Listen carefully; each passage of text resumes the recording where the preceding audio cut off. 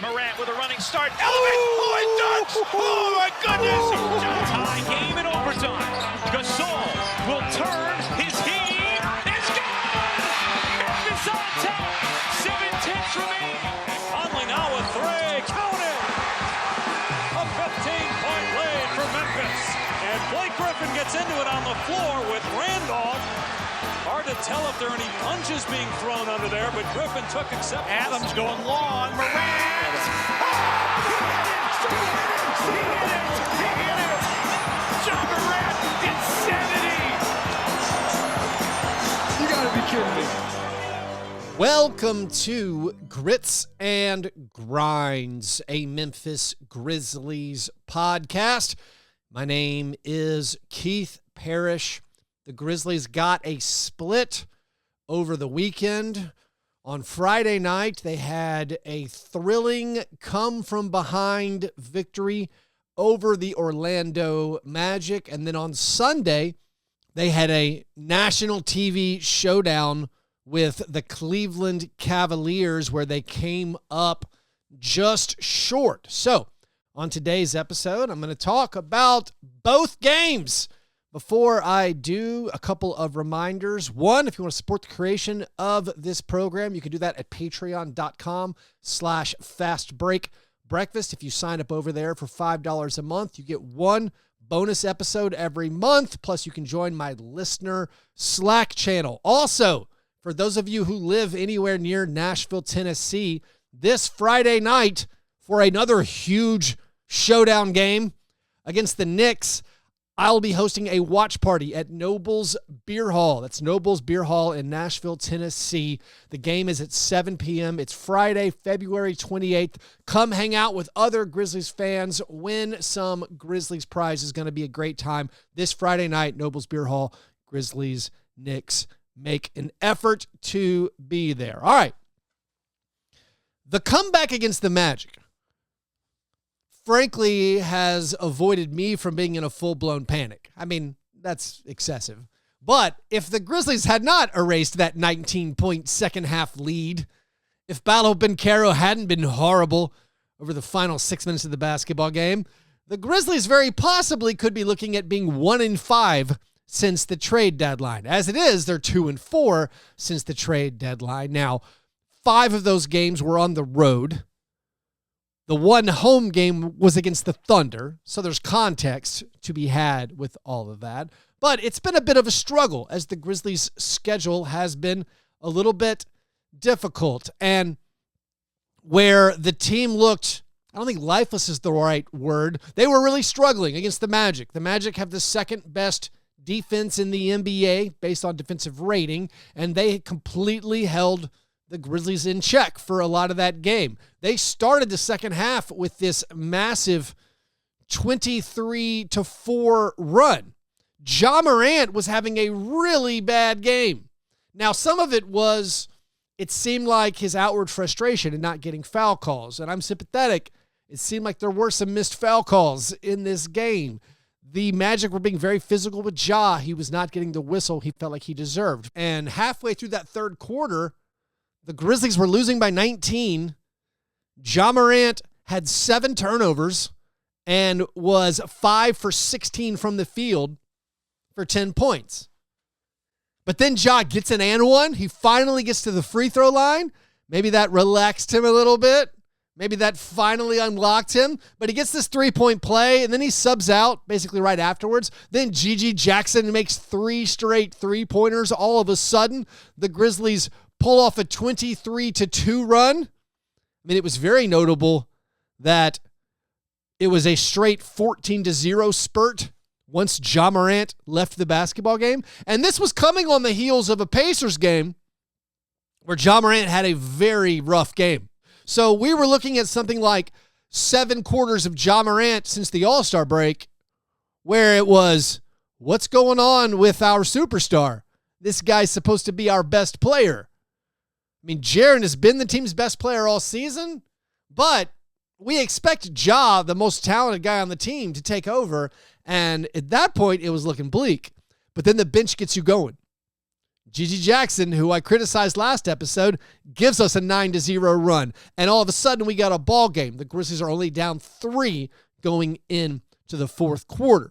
Now, in the fourth quarter, the Magic built that lead back up. But the final 6 minutes, to borrow the Tony Allen phrase, they shut the water off. The Magic only made 1 field goal attempt in the final 6 minutes of the game. It was my guy, Gogo Batadze, getting an offensive rebound and a putback. He got that putback with 4 minutes and 13 seconds left. The Magic were up by 9. Then he subs out. The Magic only score 1 point in the final 4 minutes and 13 seconds. The Grizzlies in the game on an 11-1 run. You got to highlight the defense of the team. Also the defense of Brandon Clark. He's been our closer at times this year. You know I don't like clutch stats, but here's a clutch stat I do like, just because it highlights one of my favorite players. This season, in the 29 clutch minutes that Brandon Clark has been on the court, the Grizzlies have a 66 defensive rating. And we've seen it. We've seen Brandon Clark stop guys at the end of games. One-on-one defense against Anthony Edwards, against Paolo Banchero. But also, still Paolo Banchero, he missed so many makeable shots. He went a little bit into hero ball. Paolo, in the final 6 minutes of that fourth quarter, he was 0 for 6 from the field and was 2 for 4 from the foul line. But the Grizzlies scratch and claw. And also, by the way, Ja Morant has a big fourth quarter. He ends up with 10 points in that fourth quarter. He makes a big three-pointer. He didn't turn the basketball over in the fourth quarter. He ends up leading the team with 23 points, and the Grizzlies pull off this really nice win over the Magic. And that, again, keeps us from being super concerned that, like, hey, well, we could have been 1-4 since we got rid of Jake LaRavia. But then you have this massive national TV game against the Cavaliers. The Cavaliers, I think, are absolutely one of the best teams in the NBA. They are title favorites, co-title favorites to me, along with the Thunder and the Celtics. Those are the 3 best teams by a mile in the NBA. And the Cavaliers have been killing everybody. The Cavaliers, specifically a team I cited, even when they play the best teams in the NBA, their offense still destroys. They have an amazing offensive rating. Meanwhile, the Grizzlies, as I highlighted last episode, when they play the best teams, their offense hasn't been that good. Now, I did feel like the offense was pretty bad or subpar for most of this game, but when it mattered in the fourth quarter, the Grizzlies were scoring. In the second half, the Grizzlies scored 67 points. That was good enough. The biggest issue, the one stat you got to highlight from the Cavaliers game, is that the Cavaliers finished with a 49% offensive rebound rate. They got 22 offensive rebounds. Meanwhile, the Grizzlies had 25 defensive rebounds. In the first half specifically, it was the second chance points that were killing the Grizzlies. The Cavaliers couldn't make a three-pointer. They were something like 2 for their first 22 on three-pointers. Then Max Strus hits one right before halftime. The Cavaliers are winning despite not making any three-pointers. At that point, I was feeling pretty nervous about the second half. I, frankly, end up a little surprised that the Grizzlies had a chance. They hung in there. I think you credit the Grizzlies hanging in this game. This is a tough road game against maybe the best team in the NBA. Yes, the Cavaliers were missing Darius Garland, but like Ty Jerome's a really good player. Ty Jerome absolutely destroyed the Grizzlies in the third quarter and in the second half. But you had a chance down the stretch. You absolutely had an opportunity to come through. It was a one-possession game in the final minute. Jaren, unfortunately, ended up missing a couple of free throws that would have got them back within 3 in the final seconds. But I still think you can credit the Grizzlies for how hard they played and the fact that they hung in there. But there are still disappointments. And also, I consider this being deep enough into the season where I'm not even sure if my opinion of the team is going to change over the final 20-something games. Like, I don't think if the Grizzlies had won, I would have felt like, oh, we're on the same level as the Cavaliers. I still don't feel like we're on the same level. But I at least was encouraged by how they hung in there, despite the offensive rebounding numbers of the Cavaliers, despite, like, Desmond Bane having a pretty rough game, despite Jaren Jackson Jr. being an extreme foul trouble. And oh, by the way, I can go back to my little patented rant against foul trouble. Jaren Jackson Jr. did not foul out of the game. Jaren had a +7, plus minus. Meaning, of course, the Grizzlies outscored the Cavaliers by 7 points when Jaren was on the court. He did not foul out. He picked up his 4th foul early into the 3rd quarter. He picked up his 5th foul early into the 4th quarter, and he gets subbed out. I personally would rather Jaren foul out in the 3rd quarter than get to the end of the game, have Jaren with a positive plus minus, and we lose because he fails to play 30 minutes. This is me beating a dead horse. We've been over this over and over and over. Jaren, by the way. So Jaren had 22 points. He snapped his season-long streak of 5 games, failing to score at least 20 points. But this was, unfortunately, the 4th straight game that Jaren has been in foul trouble. Thus, 4 straight games of him failing to play at least 30 minutes. The last time he played 30 minutes was the win against Phoenix. That was 5 games ago. By the way, in those 5 games, he's only shooting 40% from the field, which is a pretty big dip. He did pull those numbers up in this last game against the Cavaliers. He made 9 out of his 18 field goal attempts. But Jaren's been in too much foul trouble. And while I can be frustrated that Taylor Jenkins is so terrified of foul trouble that he always pulls his guy out. Did you notice Ty Jerome? Ty Jerome picked up his 4th foul in the 3rd quarter. He stayed on the court, and he absolutely annihilated the Grizzlies after he picked up his 4th foul. But anyways, Jaren has been in foul trouble too frequently of late, and that has really harmed him. Now, Ja Morant had a good bounce-back game. Strong performance from Ja Morant in this important game. He had a 20-10 game. Ja Morant had 21 points and 10 assists. Only 1 turnover. I mean, the team also did a relatively good job of taking care of the basketball. Desmond Bane had his 2nd worst field goal percentage game of the season, only made 2 out of 13 field goal attempts, but Desmond Bane, 8 assists and 1 turnover. By the way, Desmond Bane only scoring 7 points. That snapped a 25-game streak of him scoring at least 16 points or more.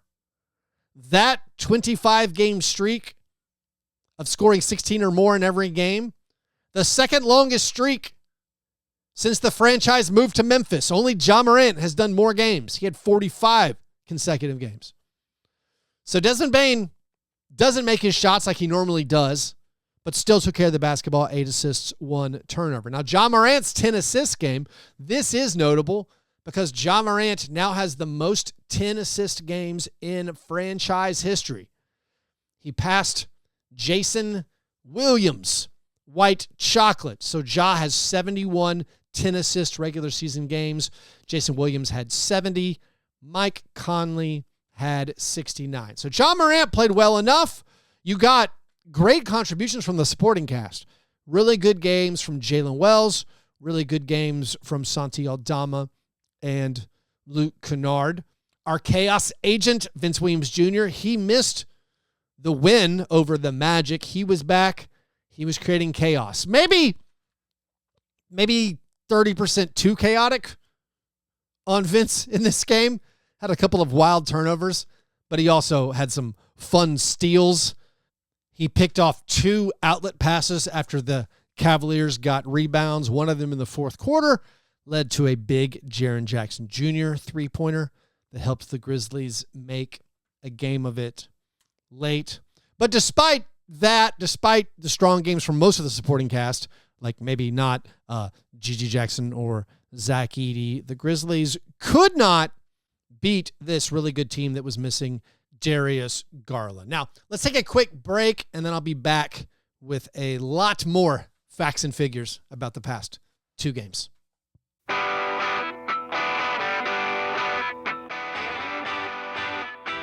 All right, there have been times this season, I think, where we've wondered kind of What's going on with Ja Morant? Why isn't Ja Morant playing better? Is the new offense hampering Ja Morant? I think we can be excited and encouraged that in winning time, the last two fourth quarters, Ja Morant has been tremendous. He played great defense and had those 10 points in the fourth quarter against the Magic. In the fourth quarter against the Cavaliers, he had 11 points, made 3 out of 4 field goal attempts, was 5 for 5 from the line. So that part has been good to see.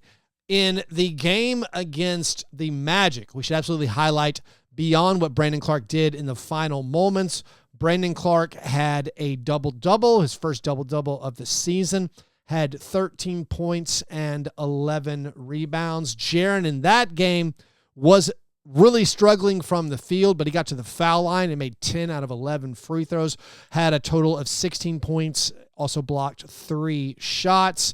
Desmond Bane against the Magic, 16 points, 7 rebounds, 2 assists, 2 steals. Now, Zach Edey, throughout the year, has not been trusted with clutch minutes. I don't think many people have much issue with that. We see some of the problems that Zach has in his rookie season, early in his career. He's getting hunted a bit. He got hunted a lot against the Cavaliers. We're also seeing, I think, maybe a timidness from Zach that I don't think is ideal. Now, in the first half against the Cavaliers, he had a couple of really nice putbacks. Those were kind of the Steven Adams variety of the ball handler is driving towards the goal, overlays it. Zach is there to clean up the mess. This is great. This is what Zach does well. Now, Zach is still making a huge impact on the offensive glass. That's great to see. But in the second half, we saw some of those limitations from Zach, where once he gets the rebound, he's not scoring it. Now he's being a little bit too much like Steven Adams, in my opinion, by pitching it out constantly. He had what felt like, to me, multiple opportunities to lay the ball in where he threw it back out for Grizzlies players to keep shooting three-pointers. One of those was intercepted by Ty Jerome, who went down and hit a big pull-up three-pointer. He also got the ball really low on the block once where Jared Allen was on his back. And yes, Jared Allen is a tremendous defender, but Zach Edey looked like he could have just laid it in with his left hand. But he awkwardly pivots to shoot a right-handed hook that was further from the basket, missed it badly. These are the awkward plays where you're like, okay, we need our closer, Brandon Clarke, in there. Now, despite having that double-double against the Magic, Brandon Clarke was not the preferred closer against the Cavaliers. In that game, they went with Santi Aldama. And again, no real issue. Santi Aldama has been playing really, really well. He had 9 points and 11 rebounds. Santi did against the Magic. Then against the Cavaliers, he seemingly kept hitting clutch three-pointers throughout the game. I'm saying clutch, not by the NBA's arbitrary definition. I'm saying every time, to me, it felt like the Cavaliers built it up to 10 or something, Santi was there to make a three-pointer. He ended up making 3 of his 6 attempts against the Cavaliers, had 15 points and 6 rebounds. Thus, they closed with the front court of Jaren and Santi. And I do think it's interesting, since the All-Star break, now we have 3 games where we're seeing maybe them increase the minutes to the main players outside of Jaren having foul trouble. But we're also seeing, I think, glimpses of what they want the rotation to be like. Like against the Pacers 3 games ago in that loss, you had a 10-man rotation where Scottie Pippen Jr. was not involved. He was left out. He was the odd man out. The 5 bench players they went with, Luke Kennard, Vince Williams Jr., Gigi Jackson, Santi, and Brandon Clarke. And we're seeing closing lineups in that game where, all right, hey, Vince Williams Jr., we're still focusing on him closing. We're focusing on Brandon Clarke closing. Now against the Magic in that comeback victory, Vince Williams Jr. did not play second night of a back-to-back. He hasn't played the second night of a back-to-back yet. So Scottie Pippen Jr. was involved in the rotation in that one, part of the 10-man rotation. Scottie, against the Magic, had 3 assists and 3 rebounds, missed all 3 of his field goal attempts, but played 17 minutes. Now against the Cavaliers, with Vince Williams Jr. available again, they were going back to that 10-man rotation that didn't include Scottie Pippen Jr., except for the fact that apparently G.G. Jackson got benched. G.G. Jackson played 4 minutes in the first quarter and was not seen again. In the second quarter, Scottie Pippen Jr. came in. That's the 11th guy in the game. Then Scottie played briefly in the second half, less than 1 minute. So in the second half, they essentially went with a 9-man rotation.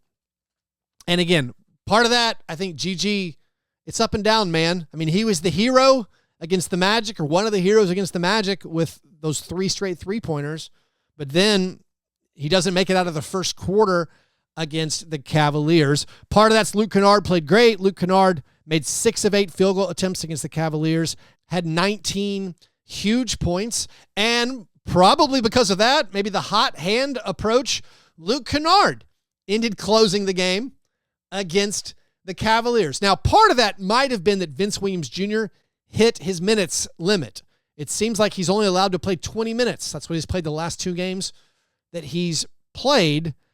He hit his 20th minute with a few minutes to go, and thus Luke Kennard comes back in. Maybe they would have brought Luke Kennard back in anyways because, again, Luke had been awesome offensively, and they were losing, and they needed those points. So I'm interested now in seeing how they're managing the rotation and how they're choosing different players to close, and how right now it's not a set thing. I mean, maybe I think the set best 5-man lineup is Ja and Desmond with Vince at the 3 and then Brandon and Jaren. They played that lineup for 1 minute in the fourth quarter against the Cavaliers.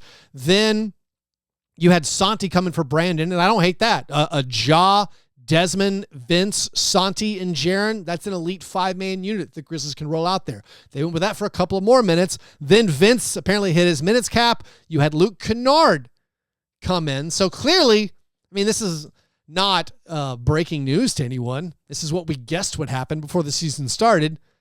Ja, Des, and Jaren, and then you pick 2 between Vince or Luke Kennard or Santi Aldama or Brandon Clark. And that's what they did. And as much as I like these lineups and I enjoy watching these players play, then I guess you go back to the big picture questions of, is that good enough, though, to win a playoff series? And now I think we're getting far enough along into the season where we start looking at the standings and we start looking at playoff matchups, and we wonder, are we going to be the 2 seed or the 3 seed? It seems likely we're going to be one of those, although we don't really have maybe the clearance you would like over the Lakers and the Rockets. Those teams are still hanging around. Those teams are still playing pretty well. Right now, the Grizzlies tied with the Nuggets, both teams 37-20. They're 2 games ahead of the Lakers and Rockets. I still feel like the Grizzlies are going to be 2nd or 3rd in the West. And then you start thinking about who you're going to play. Is it the Timberwolves or the Clippers or the Mavericks if they get healthy? Is it the Jimmy Butler Warriors? I don't know. And you wonder, is this current makeup where maybe you can't trust your rookies in the postseason? I mean, you know that I have been delighted by the play of Jalen Wells and Zach Edey, but there were some possessions against the Cavaliers where it was Jalen Wells and Zach Edey defending Donovan Mitchell and Evan Mobley pick and rolls. And I'm sitting there as a fan being like, come on now. We can't ask our 2 rookies to guard Donovan Mitchell and Evan Mobley. But they did. And so we think about in the postseason, if we lower the minutes even more. I mean, Jalen had a great game. I haven't highlighted his stats yet against the Cavaliers. Jalen made 4 out of 7 3-pointers, 14 points, 4 rebounds in the game against the Cavs. So you wonder, all right, how much is his role going to change or get reduced in the postseason? And then wondering, can our, if we call it a top 7 or top 8, Brandon and Luke and Santi and Vince, maybe those 4 guys being the options to close alongside Ja and Desmond and Jaren, is that good enough to win a postseason series? And that's been the question all along. And is that good enough to make the Western Conference Finals? Seems real hard. I mean, I think most people right now are going to anticipate if the Grizzlies finish 3rd, you play the Nuggets in the second round.